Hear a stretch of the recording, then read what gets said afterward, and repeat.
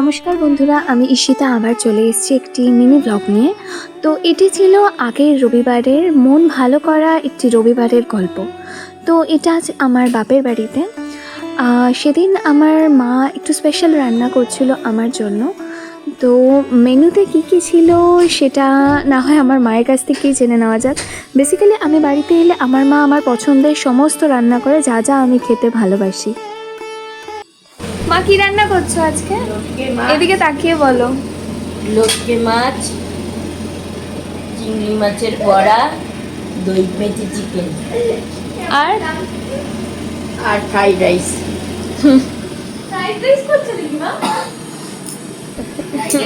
একটা খাবারই আমার খুব পছন্দের।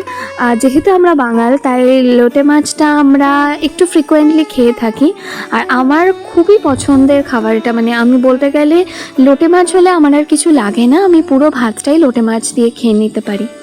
তো যাই হোক, আমাদের দুপুরে রান্না তাড়াতাড়ি মা করে নিয়েছিল। দিয়ে তারপর আমি একটু স্যালাডের ব্যবস্থা করি, মানে একটু স্যালাড হলে ব্যাপারটা পুরোটাই কমপ্লিট হয়ে যায়। তারপর তো আমরা খেতে বসে যাই। তো আমি মানে লোটে মাছ হলে আমি এত ভাত খেয়ে নিই যে মানে আর কি বলবো। যাই হোক, ভাত ঠাত খেয়ে আমি আমার বোন একসাথে খেয়েছিলাম, তারপর মা খেয়েছিল। তো ভাত ঠাত খেয়ে বিকেলবেলা দুপুরে একটু ঘুম দিয়ে তারপর বিকেলে আমি আর আমার হাজব্যান্ড বেরিয়েছিলাম একটু চা খেতে, একটু বাইরের কাজও ছিল।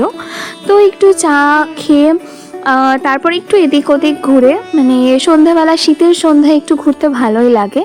তো একটু এদিক ওদিক ঘুরে দিয়ে যথারীতি আমি বাড়ি চলে এসেছিলাম। তো বাড়িতে এসে আমরা যেরকম রাত্রিবেলা ডিনারের সময় আমার ভাই বোনরা আসে, তো এই যে আমাদের পোস্ত ও এসেছিলো। তো আমরা সবাই মিলে একটু আড্ডা মারি, গল্প করি। বেসিক্যালি এটা আমাদের একটা মানে ফ্যামিলি টাইম বলা যেতে পারে। আমরা এই টাইমে অনেক গল্প করি, আড্ডা মারি।